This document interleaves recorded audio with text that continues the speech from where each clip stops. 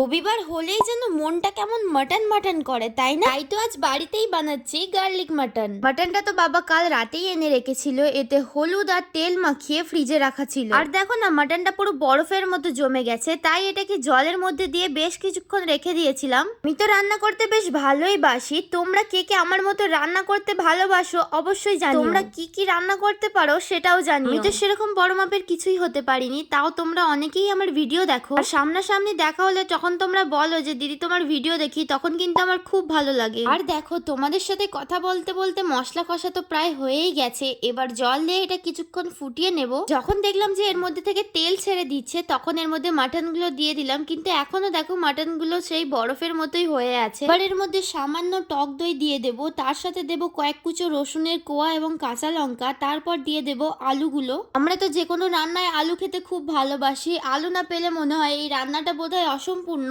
এবার এই পুরো মাটনটাকে প্রেসার কুকারে ট্রান্সফার করে দেব। এবার এর মধ্যে দেব দুটো রসুন এবং গোলমরিচের গুঁড়ো। যেহেতু এটা আমি রান্না করছি গার্লিক মাটন, তাই এতে রসুনটা আমি একটু বেশি পরিমাণেই দিয়েছি। এবার এই মাটনটাকে 5টা সিটি মেরে নেব, তাহলেই রান্না হয়ে যাবে আমাদের টেস্টি গার্লিক মাটন। ভালো করে সুন্দর করে সাজিয়ে নিয়ে নিজেও খেতে বসে গেছি, তার সাথে বাবাকেও খেতে দিলাম। আর বাবা তো আমাকে 100-110 দিয়েছে। রান্না হয়েছে, আমি 100-110 দেবো।